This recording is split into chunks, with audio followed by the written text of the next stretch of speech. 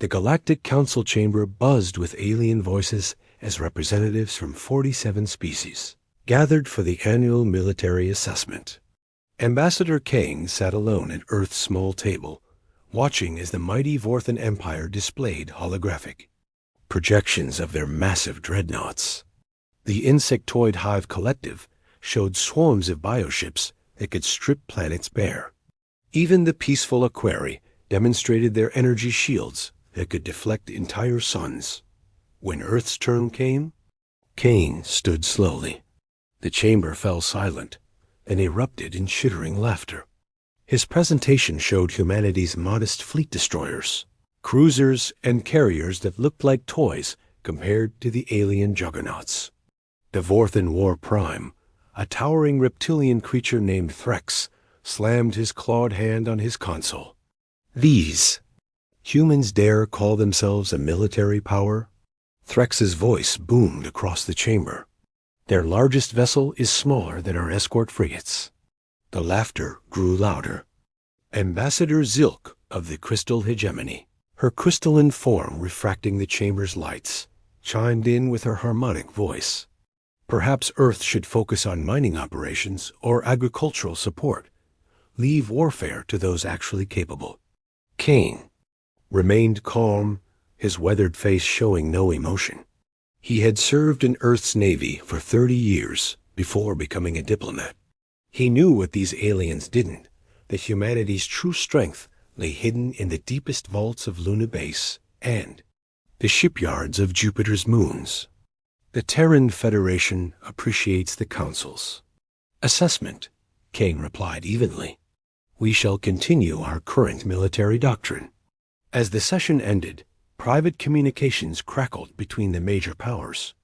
The Vorthan Empire, the Hive Collective, and the Crystal Hegemony had been planning something for months. Earth's weakness was now confirmed in their minds. That night, in his quarters aboard the orbital station, Kang activated a secured quantum communicator. The hologram of Admiral Brooks appeared, a stern woman with silver hair and steel-gray eyes. They took the bait, Admiral, Kang reported. Every single one of them believes we're defenseless. Brooks nodded grimly. And it's time to begin Phase 2 of Sleeping Giant Protocol. How long do we have? Intelligence suggests they'll move within 6 months. The Vorthan fleet movements near the border confirm it. Good. That gives us time to wake the Titans. Brooks' expression softened slightly. David, you've done excellent work. But I want you to know once this starts, there's no going back. The galaxy will never see humanity the same way again. Kang looked out at the stars through his viewport. Somewhere out there, alien fleets were already mobilizing, convinced they could sweep through human space like a cosmic storm. They had no idea that humanity had spent the last century preparing for this exact scenario. The Sleeping Giant Protocol had been Earth's most classified project. While the galaxy saw humanity's surface fleet, the real weapons remained hidden massive. Titan-class warships buried in asteroid belts, camouflaged in nebulae, and sleeping in the dark spaces between systems. Each Titan was the size of a small moon, armed with weapons that could crack planets and shields that could withstand supernovas. But the Titans were more than just ships. They were humanity's answer to a hostile galaxy. For decades, Earth's leaders had watched alien species mock human ingenuity, dismiss human courage, and underestimate human determination.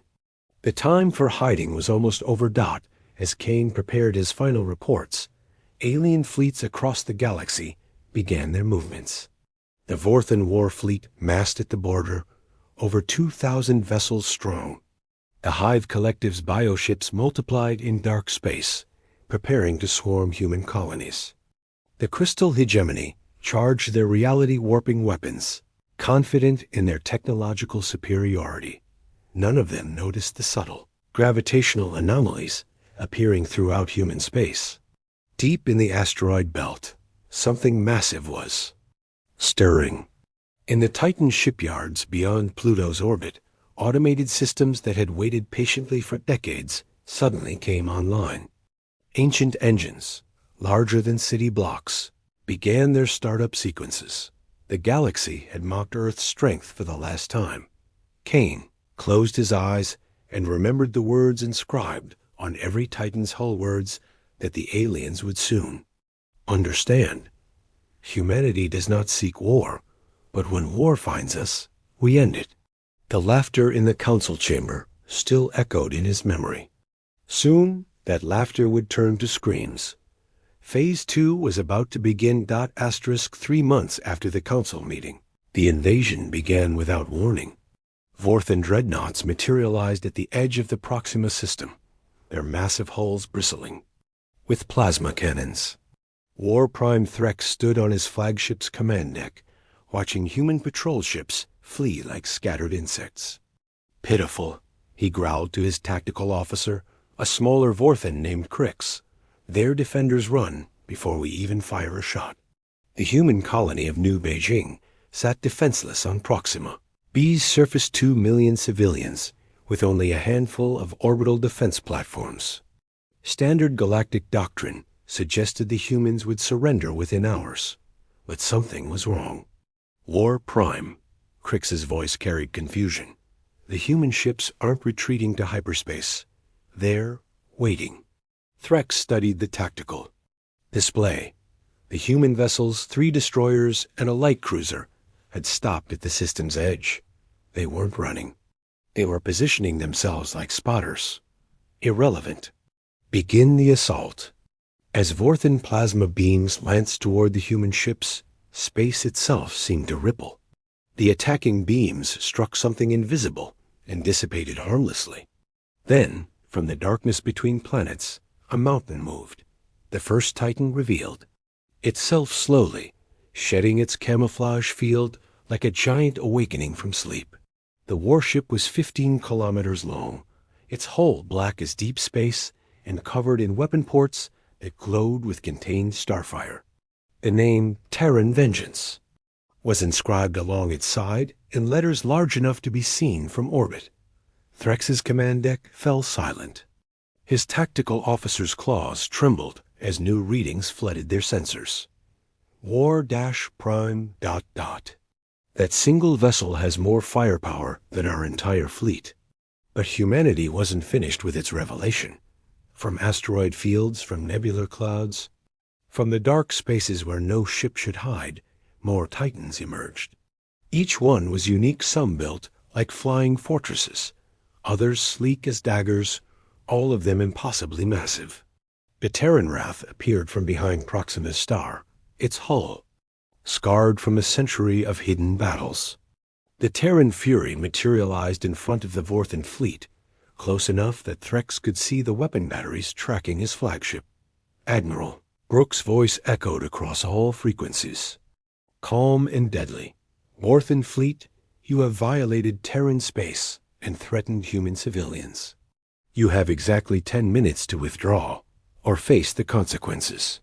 Threx's pride overrode his shock. You cannot intimidate the Vorthan Empire. We number in the thousands. Attack. The battle lasted exactly 4 minutes. Terran Vengeance fired first, a single beam of concentrated antimatter that punched through 3 Vorthan dreadnoughts like paper. The return fire from the alien fleet struck the Titan's shields and vanished without effect. Then the other Titans opened fire. Space filled with weapons humanity had developed in secret for decades. Gravity bombs that crushed ships into singularities. Quantum torpedoes that phased through shields and detonated inside enemy hulls. Particle beams that could slice through planetary crust.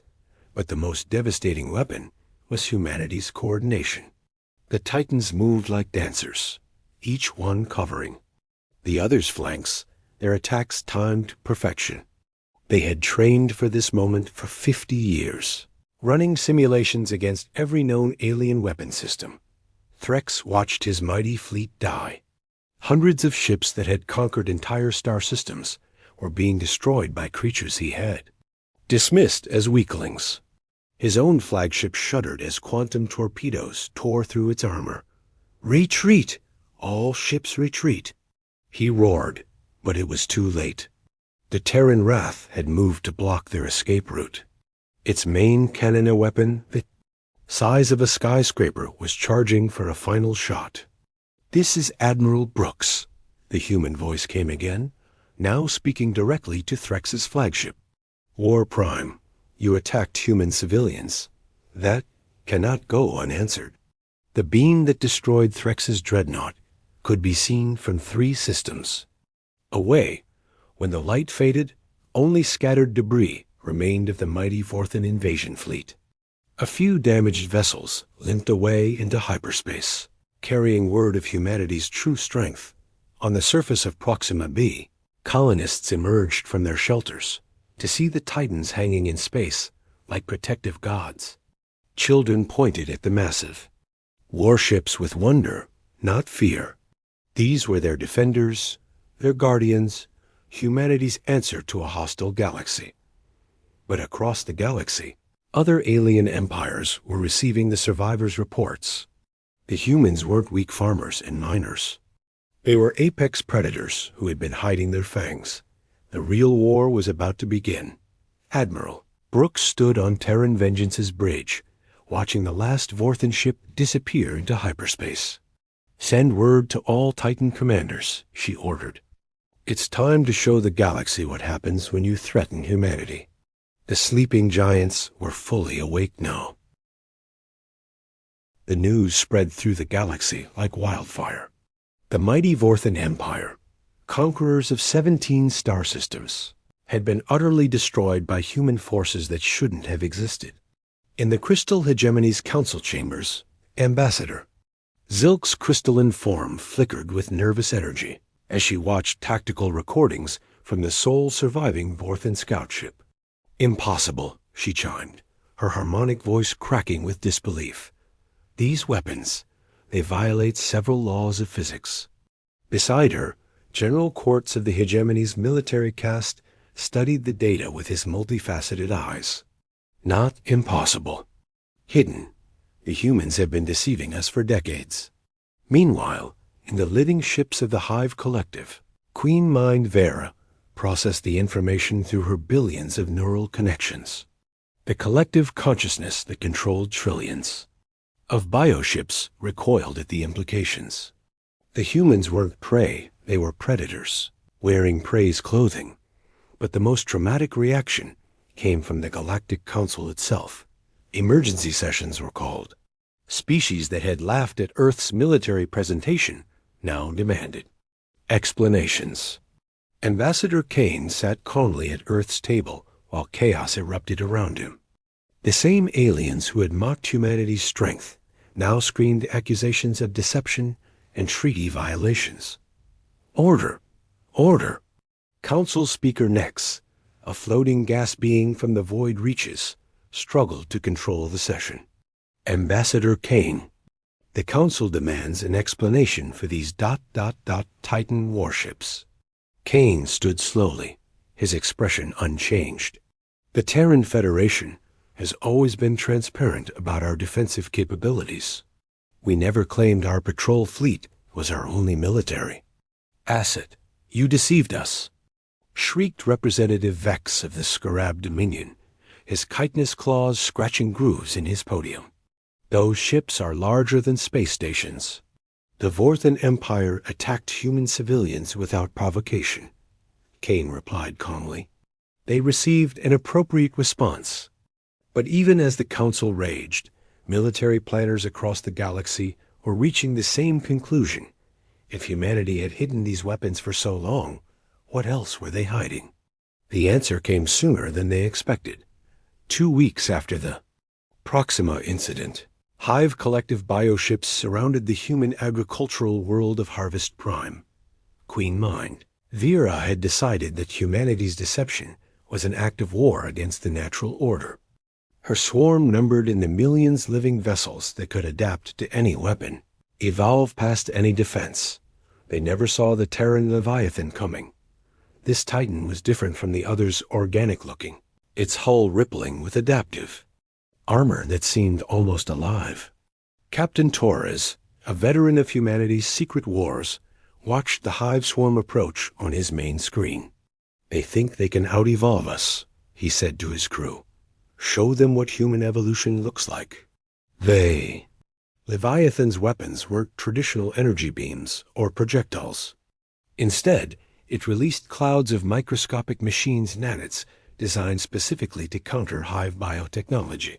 The tiny robots swept through the alien swarm like a plague, turning the living ship's adaptive abilities against them. Hive vessels that tried to evolve armor found their hulls becoming brittle. Ships that adapted new weapons had those weapons turn on their own allies. Queen Mind Vera's perfect collective consciousness suddenly faced something it couldn't understand: chaos, programmed at the molecular level. Within hours, the million-ship swarm was reduced to drifting biological matter. Captain Torres sent a simple message to the surviving Hive nodes. Evolution isn't about adapting to survive. It's about making sure nothing else can. But the galaxy's most powerful empire hadn't acted yet. Docked in the crystalline cities of the hegemony's capital world, military leaders debated their response. Their reality-warping technology could reshape space itself, bend the laws of physics to their will. Surely even these Titan warships couldn't stand against the power to rewrite existence.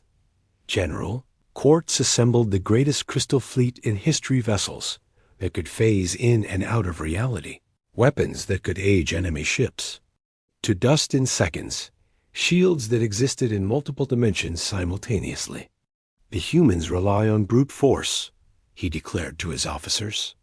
"We shall show them the power of transcendent science." But as the Crystal Fleet moved toward human space, Admiral Brooks was already preparing humanity's response. Deep in the Sol system, beyond the orbit of Neptune, the largest Titan of all was awakening. The Terran Infinity was more than a warship. It was humanity's answer to gods.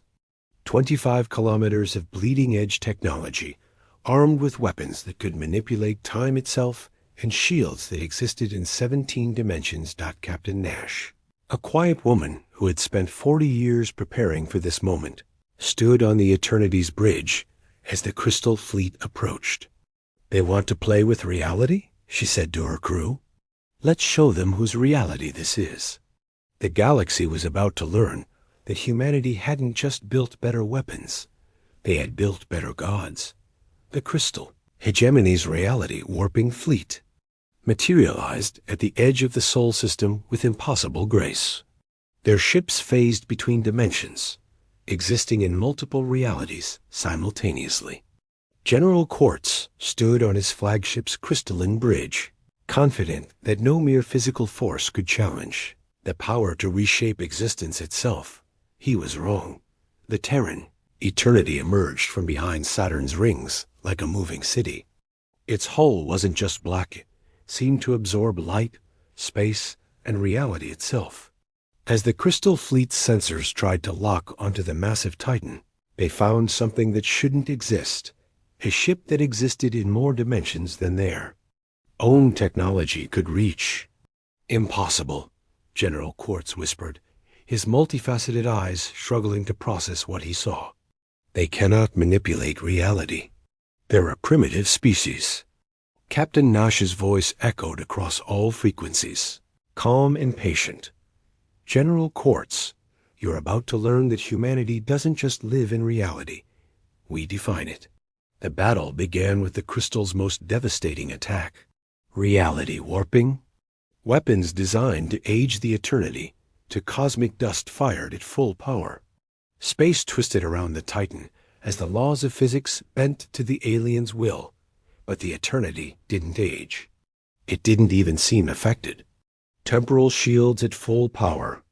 Captain Nash reported calmly to her bridge crew. "They're trying to rewrite our timeline. Countermeasures are holding." What happened next defied everything the galaxy thought possible. The Terran Eternity began to fire weapons that existed in dimensions the crystals couldn't perceive. Reality. Bombs that created localized big bangs, unmaking enemy ships at the quantum level. time loop torpedoes that trapped, crystal vessels in endless moments of destruction. But humanity's most devastating revelation wasn't their weapons. It was their understanding.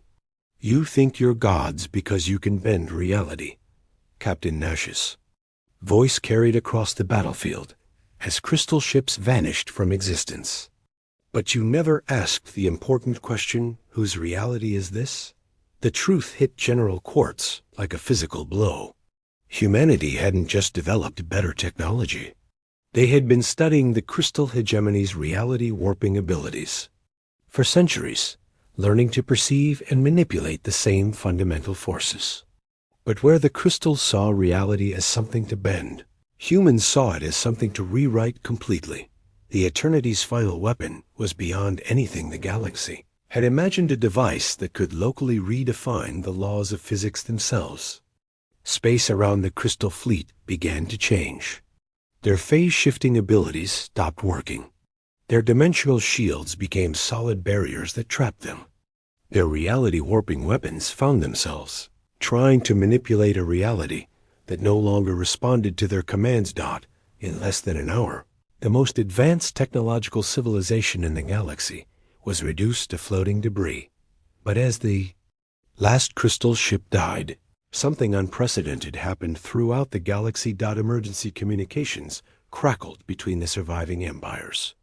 The void wraiths, shadow beings who existed in dark energy. The Starforge Consortium, masters of stellar engineering. The ancient precursor remnants who had ruled the galaxy for millennia. Even the mysterious quantum collective, beings of pure consciousness. They were all sending the same message to each other. Emergency alliance against the human threat. They are too dangerous to exist. For the first time in galactic history, every major power was uniting against a single enemy. Ships that had never worked together began forming the largest fleet ever assembled. Millions of vessels from dozens of species, all focused on one goal, the complete annihilation of humanity. Ambassador Kane received word of the alliance while still sitting in the Galactic Council chambers. As reports flooded in of fleet movements across the galaxy, he stood calmly and activated a quantum communicator. Admiral Brooks, they're forming a united front. Every major power, plus species we didn't even know existed. Intelligence estimates 15 million ships minimum. Brooks' hologram appeared, her expression grim but unsurprised. We expected this, David. How long do we have? 6 weeks, maybe 7. They're gathering at the nexus point, neutral space between the major sectors. Then it's time for the final phase. Brooks paused, looking older than her years. David, I want you to deliver one last message to the Council. Tell them exactly what they're about to face. Kane nodded. What should I tell them? The truth. That they pushed too far. That they united against us, so now we have no choice but to show them what humanity looks like when we're truly united. As alien fleets massed for the largest invasion in galactic history, deep in human space, something was awakening that made even the Titans look small. Humanity had built one final surprise, and the galaxy was about to meet it. 6 weeks later, the largest armada in galactic history assembled at the nexus point. 15 million vessels from 47 species floated in perfect formation, their combined firepower capable of sterilizing entire sectors. At their head flew the massive Command Ship Unity, a joint construction housing representatives from every allied species. Inside Unity's command center, the unlikely alliance struggled with communication barriers and conflicting strategies. The void wraiths existed as shadows and whispers. The Starforge Consortium spoke only in mathematical equations. Ancient precursors communicated through temporal echoes of their long-dead civilization, but they all agreed on one thing. Humanity had to die. Their titans are powerful, acknowledged war leader Drex of the Iron Claw hegemony, but they cannot face 15 million ships. We will overwhelm them through sheer numbers. The Alliance fleet began its final approach to Earth's solar system, confident that not even humanity's hidden weapons could stand against such overwhelming force. They expected to find the Titan fleet waiting at the system's edge, ready for a final desperate battle. Instead, they found emptiness. No patrol ships. No defensive platforms. No mighty Titans hanging in space like sleeping gods. The Sol system appeared completely defenseless, as if humanity had simply vanished. Scans detect no vessels larger than mining shuttles, reported the Alliance's sensor technician, a crystalline being whose predecessor had died at the crystal hegemony's destruction. The Titan fleet is gone. War leader Drex felt a chill run through his combat-hardened soul. Where are they? The answer came from Admiral Brooks herself, her transmission reaching the Alliance fleet from an unknown location. You wanted to see humanity's true strength.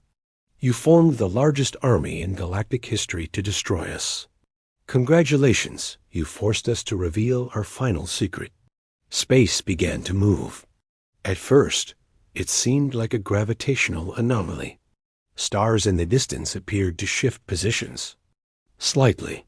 Then the Alliance's most sensitive instruments detected something impossible. Space itself was being displaced by an object so massive that its gravitational field was bending light from distant galaxies. Dimensional breach detected. The sensor technician's voice cracked with disbelief. Something is emerging from hyperspace. Size estimate ... impossible. It's larger than most moons. But the Terran Infinity wasn't just larger than a moon. It was larger than most planets. 50 kilometers of human engineering at its absolute pinnacle. A warship so vast that it had its own weather systems, its own gravity, its own ecosystem. It emerged from hyperspace slowly, deliberately, like a mountain rising from an ocean of stars. The Alliance fleet, 15 million ships strong, looked like scattered dust motes before it. Impossible, whispered war leader Drex. No species can build something that large. The energy requirements alone would require the power output of multiple stars, Admiral Brooks' voice confirmed, which is exactly what we used. The Infinity has been under construction for 200 years, built inside artificial solar system we created in dark space. Every resource of human civilization, every breakthrough in physics, every lesson learned from our hidden wars, all of it went into creating this. Captain Reed, the Infinity's commander, had spent her entire career preparing for this moment. Her bridge was the size of a city, her crew numbered in the millions. The ship's AI, an evolved quantum consciousness that thought in mathematical poetry, processed tactical data faster than entire alien civilizations could dream. Alliance fleet, Captain Reed's voice echoed through space itself, amplified by weapons arrays that could be heard across light years. You came here to destroy humanity. Instead, you forced us to become something greater than we ever imagined. The Infinity's weapons began to charge not energy beams or projectiles, but instruments of cosmic engineering. Gravity manipulators that could create artificial black holes, reality anchors that locked space itself in place, preventing escape through hyperspace. And at the ship's heart, humanity's ultimate weapon, a device that could temporarily rewrite the fundamental constants of the universe in localized space. But the Alliance fleet wouldn't go down without a fight. 15 million ships opened fire simultaneously, their combined assault powerful enough to shatter planets. Energy beams, kinetic projectiles, reality-warping weapons, and forces beyond description all struck the Infinity's shields. The massive warship didn't even notice. Fire, Captain Red commanded simply. What followed wasn't a battle. It was a demonstration of the difference between mortal civilizations and gods. The Infinity's first shot created a miniature supernova that consumed half the Alliance fleet in an instant. Its gravity weapons pulled entire squadrons into artificial black holes. Its reality, Anchors trapped thousands of ships in bubbles of frozen time. In 30 minutes, the largest armada in galactic history was reduced to scattered atoms drifting in space. As the last alien vessel died, Captain Reed opened communications to every surviving world in the galaxy. This is humanity's final message. We never wanted war. We never wanted to conquer. But you forced us to reveal what we truly are. Remember this day. Remember that when you pushed us too far, we didn't just push back. We became the force that defines what too far means. The galaxy fell silent. Humanity had awakened from its long sleep, and the cosmos would never be the same. They had mocked Earth's strength and learned that some giants should never be awakened.